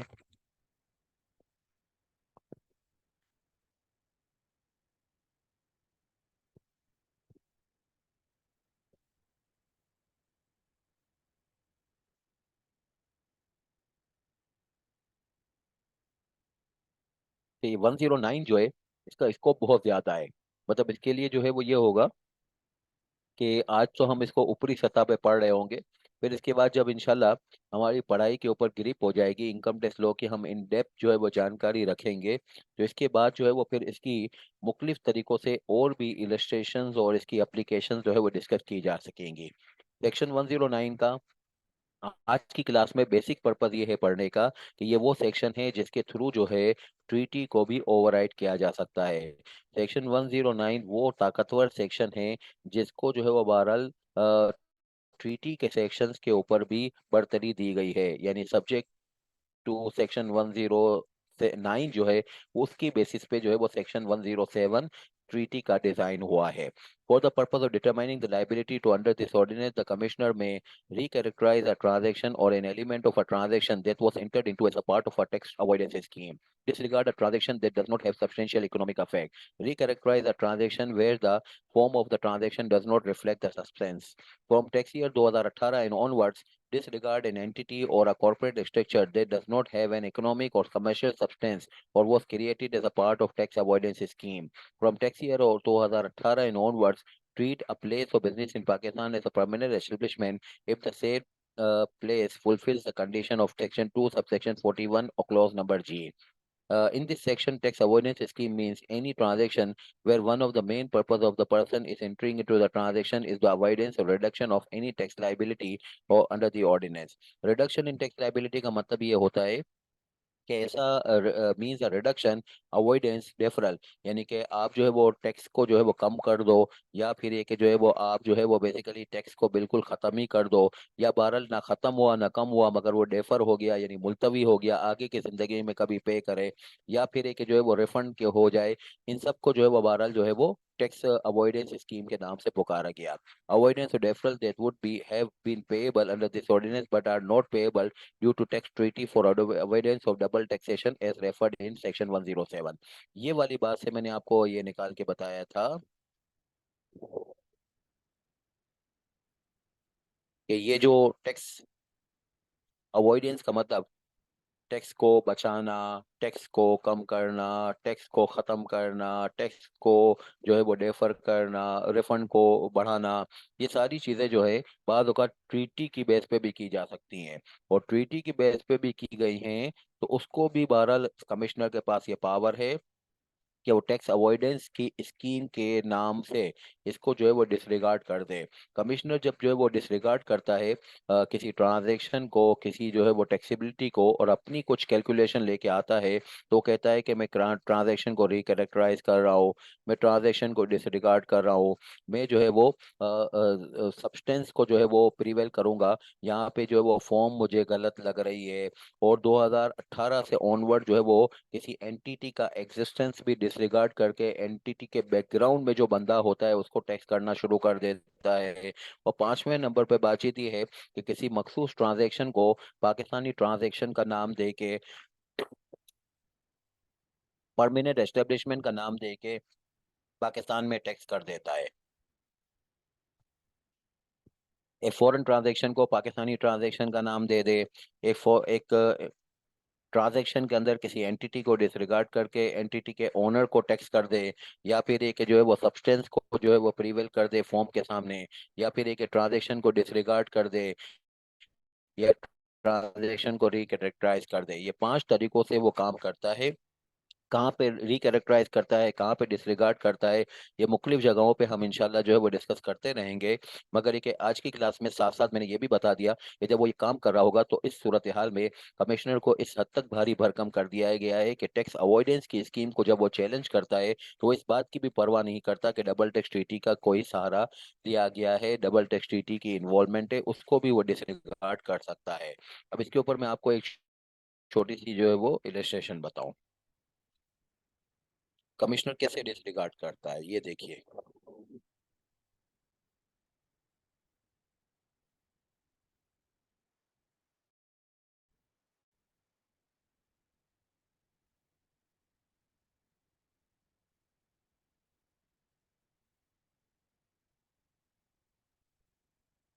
ये देखिए एक प्लानिंग का डॉक्यूमेंट है, और इस प्लानिंग के डॉक्यूमेंट को कमिश्नर डिसरिगार्ड करेगा।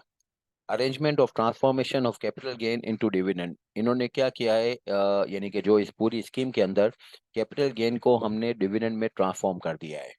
The below are the extract from the statement of financial position of Khaki SMC private limited. Khaki साहब की कोई एसएमसी प्राइवेट लिमिटेड है। 30 जून 2018 में इन्होंने इसको बनाया था। 50 मिलियन इसका पेड अप कैपिटल था, 5 million shares of rupees 10 each. और जो है वो आज 23 जून 2025 है, उसके अंदर जो है वो भारत पेड अप कैपिटल तो 50 मिलियन ही है, मगर रिजर्व जो है वो बढ़ के 150 मिलियन हो गए। यानी कि अब सूरत हाल ये हुई कि जो 10 रुपए की ब्रेकअप वैल्यू वाली शेयर्स थी, अब वो 40 रुपए की ब्रेकअप वैल्यू वाली शेयर्स हो गई। The company was incorporated on 28/6/2018 and the breakup value पर शेयर जो है उस दिन यानी कि जब बनी थी तो 10 रुपए थी, मगर आज बढ़ के 40 रुपए हो गई। ब्रेकअप वैल्यू टू मीन कि आज जो है वो पर share fair market value private limited company की ब्रेकअप वैल्यू पे ऐसे निकाली गई कि 150 प्लस 50 यानी 200 मिलियन डिवाइड कर दिया नंबर ऑफ शेयर से 5 मिलियन से, तो 40 रुपीज की ब्रेकअप वैल्यू निकली। अब 30/6/2025 पे एक प्रपोजल है। क्या प्रपोजल है कि आप इंटायर शेयर होल्डिंग जो है वो बेच दीजिए एक स्ट्रेटेजिक इन्वेस्टर को, और ब्रेकअप वैल्यू जो है वो 40 रुपए पर शेयर पे बेच दीजिए जो इसकी फेयर मार्केट वैल्यू है। तो potential tax liability propose disposal की इस तरीके से वर्कआउट हुई कि आपने 40 रुपए के हिसाब से 5 मिलियन शेयर के 200 मिलियन वसूल किए, कॉस्ट आपकी 50 मिलियन की है, अब कैपिटल गेन आपका 150 मिलियन निकला।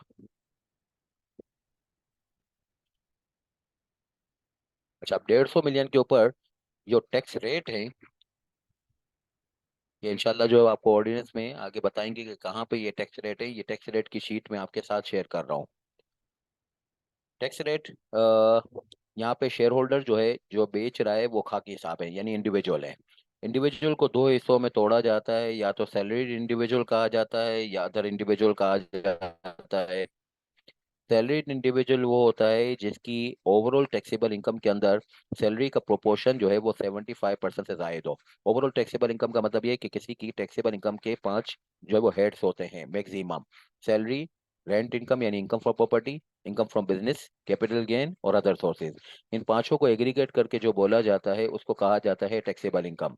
और टैक्सेबल इनकम के अंदर अगर सैलरी का प्रोपोर्शन 75% से जायद हो तो बंदा सैलरीड इंडिविजुअल कहलाता है।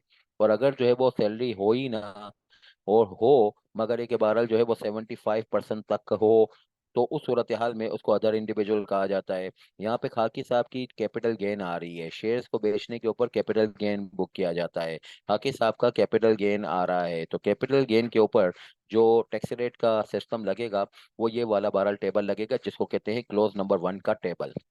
Close number 1 division 1 part 1 first schedule. और जो सैलरीड इंडिविजुअल है वो है close number 2 division 1 part 1 first schedule. तो ये कौन से वाले जो है वो क्लोज के तहत हैंडल होगा खाकी साहब, ये होंगे क्लोज नंबर 1 के तहत। अब 150 मिलियन का कैपिटल गेन आ रहा है। जो रेट लगाने का तरीकाकार है वो ये है कि आप ये देखें कि ये कौन सी रेंज के अंदर फॉल कर रही है इसकी टैक्सेबल इनकम। ये इसकी आखिरी वाले स्लैब में फॉल कर रही है, where the taxable income exceed 5.6 million. तो आप क्या कीजिए 16,10,000 का एक कांस्टेंट फिगर उठा लीजिएगा और जो फिगर 5.6 मिलियन से ज्यादा है यानी 150 मिलियन में कौन सी अमाउंट जो है वो 5.6 मिलियन से ज्यादा होगी। 144.4 मिलियन जो है वो 5.6 मिलियन से ज्यादा है। तो 150 में से 5.6 मिलियन को छोड़ के यानी कि जो है वो 144.4 मिलियन के ऊपर आप 45% लगा दीजिएगा। बाकी 16,10,000 रुपए का कांस्टेंट फिगर है। ये देखिए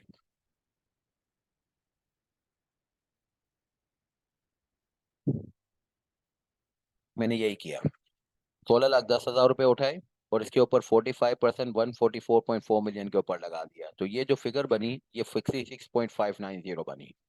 अच्छा, अब इसी रेट की शीट में आप देखिएगा एक बात और लिखी हुई है कि अगर कोई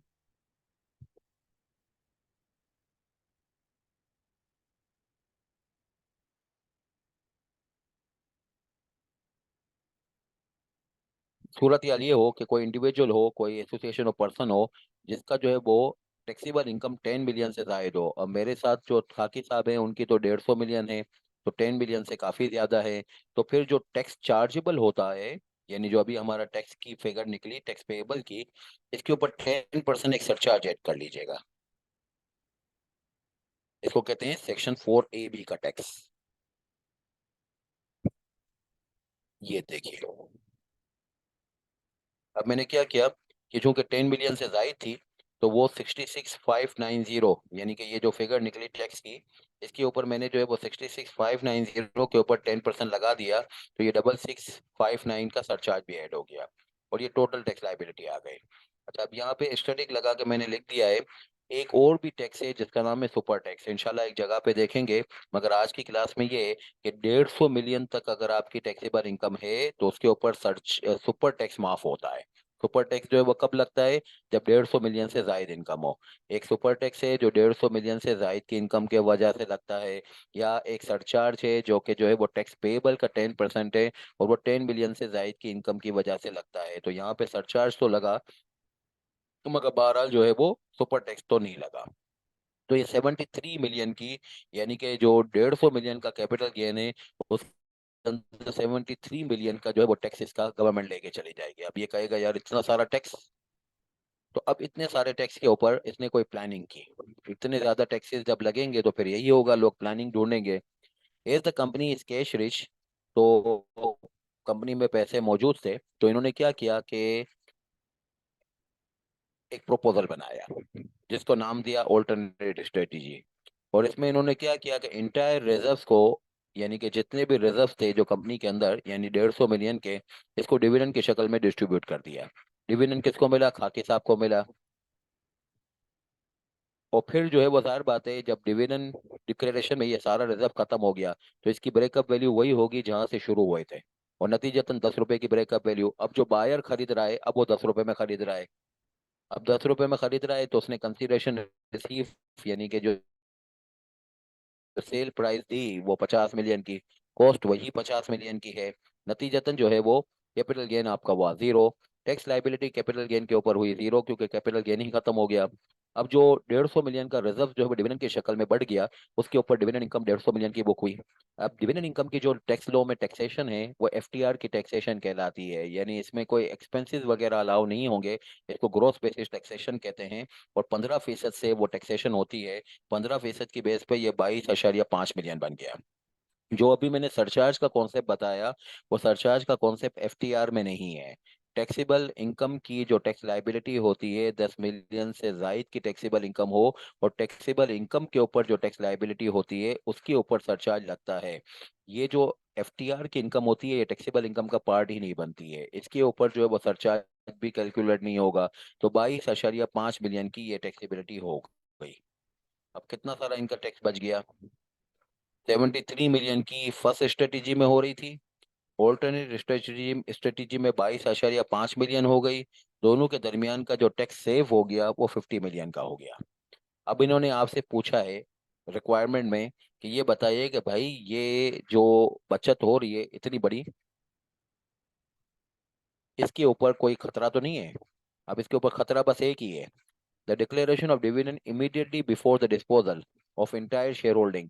आज तक कभी डिविडेंड डिक्लेयर नहीं किया, हमेशा पैसे जमा करते रहे, और अभी डिक्लेयर करते हो वो भी उस वक्त के जब बेचने जा रहे थे। इसको जो है वो टैक्स अवॉइडेंस स्कीम कहा जा सकता है। और टैक्स अवॉइडेंस स्कीम जहां पे आ गई, कमिश्नर ने बहरहाल उसके ऊपर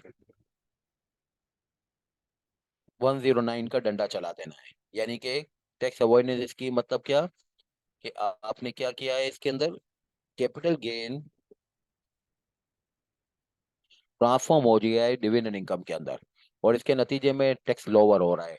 अगर टैक्स लोअर ना हो रहा होता तो फिर तो कोई मसला नहीं था। On the basis the commissioner can invoke the powers of recharacterization under section 109 in order to restate the entire taxation. वो क्या करेगा, वो सारा का सारा टैक्सेशन कैपिटल गेन में ले जा सकता है। इसको कहेंगे रीकैरेक्टराइजेशन।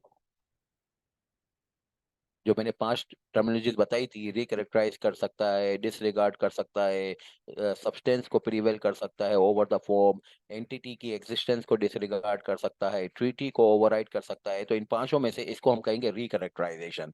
यानी कि एक डिविडेंड इनकम की शक्ल में जो ट्रांजैक्शन कॉर्पोरेट लॉ में प्रोसेस हुआ है, उसको वो बेसिकली रिकैरेक्टराइज कर देगा कि नहीं, this is the sale transaction rather than the dividend transaction. ये कमिश्नर के पास पावर है।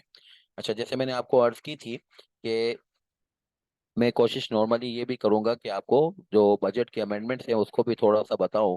तो उसके ऊपर मैं आपको ये थोड़ा सा बताना चाहूंगा कि एक तो ये 2 नंबर जो है वो, और एक ये 1 नंबर।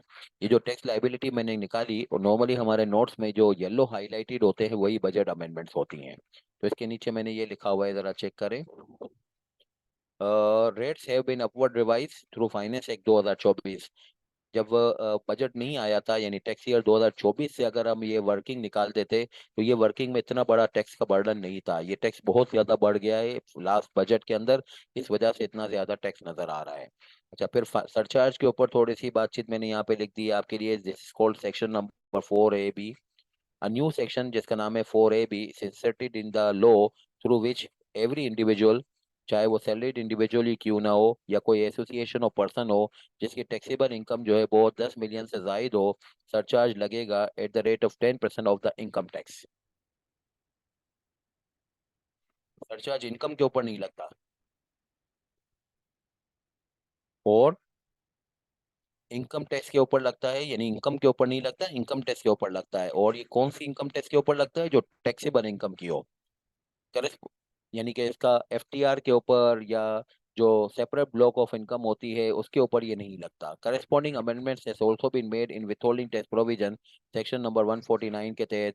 कि आप लोगों को शायद आइडिया होगा कि सैलरी के ऊपर तो टैक्सेशन ऐसे होता है कि एम्प्लॉयर जो है वो एम्प्लॉय की सैलरी में से टैक्स डिडक्ट कर लेता है। तो सेक्शन 149 वो सेक्शन है कि जिसके अंदर ये मैंडेट दिया गया है एम्प्लॉयर को कि वो एम्प्लॉय का टैक्स जो है वो कैलकुलेट करके सैलरी में से डिडक्ट कर ले। तो 149 में भी अमेंडमेंट की गई है कि जब आप एम्प्लॉय का टैक्सेशन वर्कआउट करें ताकि मंथली बेसिस पे आप टैक्स डिडक्ट कर लें, तो उसके ऊपर सरचार्ज को भी अकाउंट फॉर कर लीजिएगा। To require employer to withhold the surcharge from the payment of the salaries to the respective employees. This surcharge shall not be ये सरचार्ज उस वक्त अप्लीकेबल नहीं होता जब इनकम जो है वो आपकी फाइनल टैक्स रिजीम में जा रही हो, या फिर है कि आपके ऊपर स्पेशल टैक्स रेट अप्लीकेबल हो। जैसे स्पेशल टैक्स रेट जो है वो जो अप्लीकेबल है, उसमें मिसाल के तौर पे लिस्टेड सिक्योरिटीज को बेचते हैं तो स्पेशल टैक्स रेट है, इमूवेबल प्रॉपर्टी को बेचते हैं तो स्पेशल रेट्स हैं। अगर आप जो है वो जॉब छोड़ के जा रहे हैं, उस वक्त आपको कोई ग्रेजुएटी या कोई लमसम अमाउंट, कोई गोल्डन हैंडशेक अमाउंट मिल रहा है, उसके ऊपर स्पेशल रेट्स हैं, तो उसके ऊपर सरचार्ज नहीं लगता। For taxpayers who are otherwise liable to pay super tax section 4C because of their income crossing the threshold of 150 million। अभी मैंने आपको कहा कि वो एक सुपर टैक्स भी लगता है जो कि 150 मिलियन के इनकम के जायद की वजह से लगता है। तो उस सूरत हाल में aforesaid surcharge would apply only on their normal tax liability. Sir, जो सुपर टैक्स है उसके ऊपर सरचार्ज 10% से ऐड नहीं होता। ये जो है वो नॉर्मल लाइबिलिटी के ऊपर अप्लाई होता है। नॉर्मल लाइबिलिटी क्या, जो टैक्स ऑन टैक्सेबल इनकम के ऊपर लाइबिलिटी है।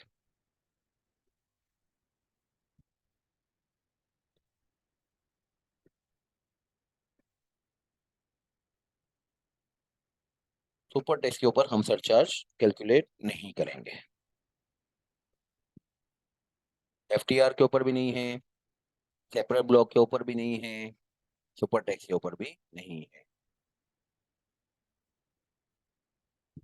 तो इस तरीके से जिंदगी में प्लानिंग की जाती हैं। उन प्लानिंग को जैसे जैसे हम इंशाल्लाह आगे बढ़ेंगे आप देखते रहेंगे। बस हर प्लानिंग के ऊपर खतरा ये है कि कमिश्नर 109 की देखभाल ना कर ले। बाकी जरूरी नहीं है कि हमेशा कमिश्नर करे ही, मगर अगर कर लेता है तो बहरहाल जो है वो उसका हक बनता है। आपको यहाँ पे प्रूव करना पड़ेगा कि आपकी कोई टैक्स अवॉइडेंस की स्कीम नहीं थी। वरना ये कि अदरवाइज मेरी वाली जो एग्जांपल है उसमें तो बिल्कुल क्लियर नजर आ रहा है कि टैक्स अवॉइडेंस की स्कीम थी। Why there is the declaration of dividend prior to the disposal of the shares. आपको इसमें ये करना चाहिए था, डिविडेंड डिक्लेयर करते, अगर करना है तो करिए, वो कोई 3 4 साल 5 साल गुजार लेते, फिर इसके बाद बेचते जाते, तो फिर शायद ये कोई कहता कि हाँ ये कोई डिस्पोजल या सेल ट्रांजैक्शन का पार्ट एंड पार्सल नहीं है डिविडेंड डिक्लेरेशन। अच्छा, अब एक और चीज आपको बताएं।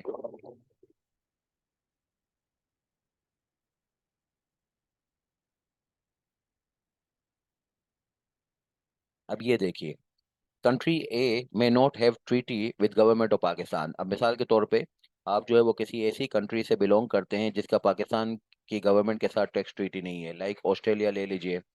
मगर country B has treaty with government of Pakistan.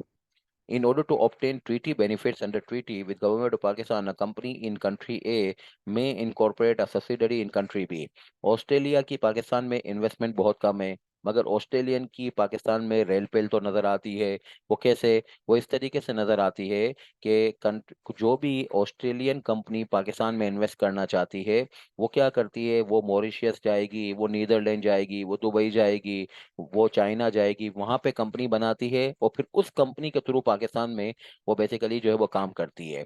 तो जब हम इनको पूछेंगे कि भाई ऑस्ट्रेलिया को क्या मुसीबत पड़ी हुई है, डायरेक्ट क्यों नहीं आ जाते, वो कहते हैं हम ट्रीटी शॉपिंग कर रहे हैं। ट्रीटी शॉपिंग का क्या मतलब, कि हम जो है वो कंपनी बना ही इसीलिए रहे हैं, ये बेल्जियम के अंदर या फिर एक नीदरलैंड के अंदर या मॉरिशियस के अंदर, कि हम पाकिस्तान में ट्रीटी का बेनिफिट उठा सकें। This arrangement to form a subsidiary in country B is known as treaty shopping.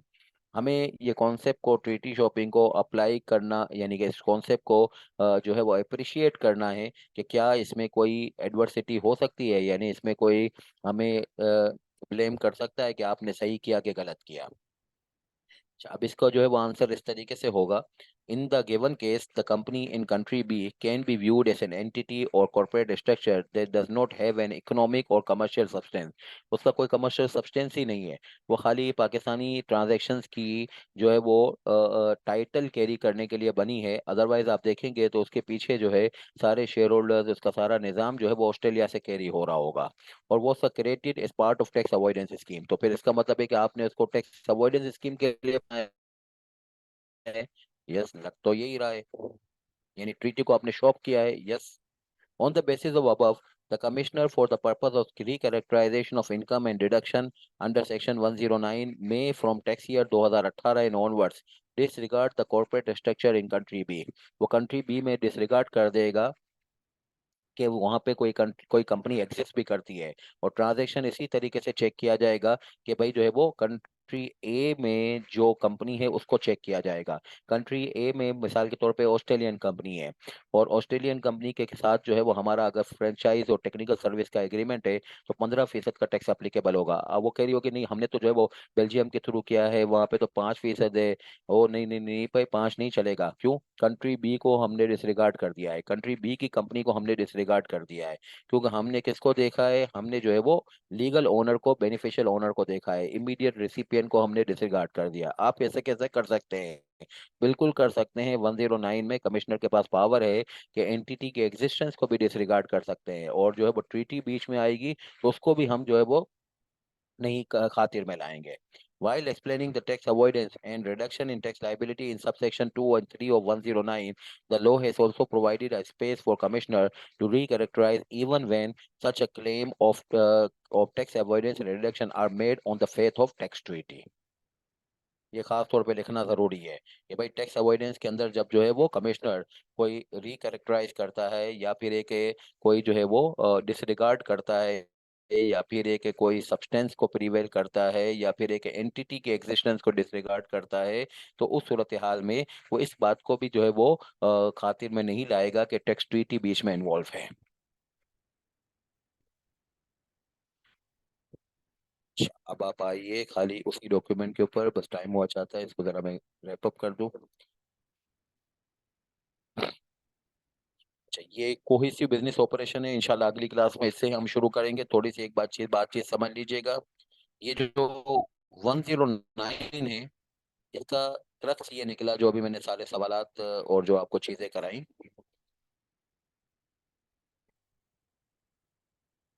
Recharacterization in avoidance situation under section 109 are such in-depth topics which take a considerable length of discussion for examination.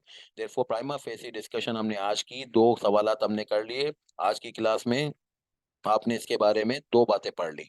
एक जो है वो transformation of capital gain into dividend. आपने capital gain को dividend में convert कर दिया। और दूसरा मैंने आपने यहाँ पे जो है वो मैंने समझाया फिटी शॉपिंग की, और कॉम्प्लेक्स एग्जांपल भी है, तो इंशाल्लाह वो जैसे जैसे आगे बढ़ेंगे तो हमारी डिस्कशन होती रहेगी। Covered in this document and the detail with the practicalities are covered in the documents ahead. Section 109 A, ये भी बहुत इंटरेस्टिंग टॉपिक है जो कि 109 से ही कनेक्टेड है, मगर आज के दिन इसकी इस हद तक बातचीत है।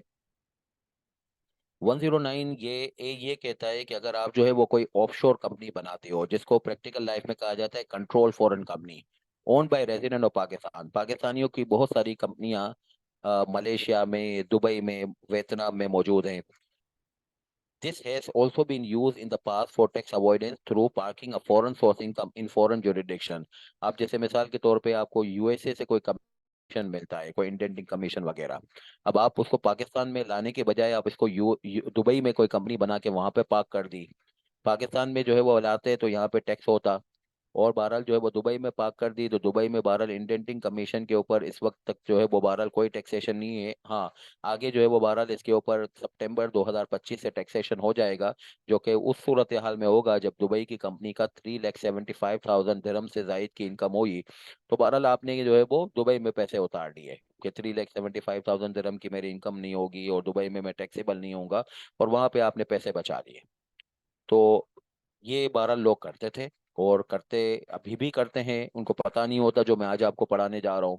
This has also been use in the past for avoidance through parking a foreign source income in foreign jurisdiction through creation of an intermediate for the purpose, यानी कि आपने दुबई में कंपनी बना दी। After the introduction of anti-avoidance of Section 109A, income of such CFCs has been made subject to Pakistani tax। इंशाल्लाह आपको बताएंगे कि अगर आप ऑफशोर कंपनियां बनाते हो तो उस ऑफशोर कंपनियों की एग्जिस्टेंस को हम डिसरिगार्ड कर देंगे, और जो इसका ओनर होगा जो पाकिस्तान में बैठा हुआ है उसको हम टैक्स करेंगे उस ऑफशोर इनकम के ऊपर। बहरहाल टैक्स इन्होंने रेट कम रखा हुआ है जो 15% पे टैक्स करेंगे। अगर कोई मिस्टर साकिब है, उसने दुबई में कंपनी बनाई, वहां पे वो अपना कमीशन उतारता है ये कहते हुए कि भाई दुबई में तो कोई टैक्स नहीं है, और उसको पाकिस्तान लाने की जरूरत भी शायद पैसों की नहीं है, वो पाकिस्तान से बाहर ही अपनी सेविंग को पार्क कर रहा है, तो उस सूरत हाल में वो सोचता है कि मेरी टैक्सेशन सेव हो गई। नहीं, अगर 109A की पकड़ में आ गया तो उसकी फॉरेन सोर्स इनकम जो है जो कि बेसिकली फॉरेन कंपनी के हाथों में है, मगर उस फॉरेन कंपनी की एंटिटी को हम डिसरिगार्ड कर देंगे और उसको पाकिस्तान में 15% पे टैक्स करेंगे।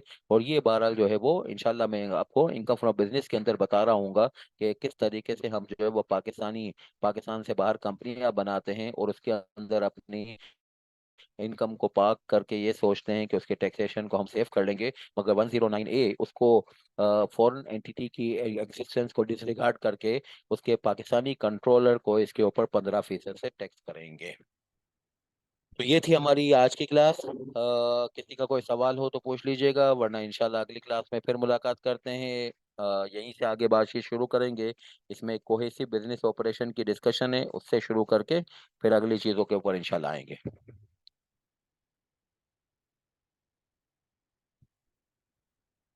चले अगली क्लास में मुलाकात करते हैं। अल्लाह हाफिज।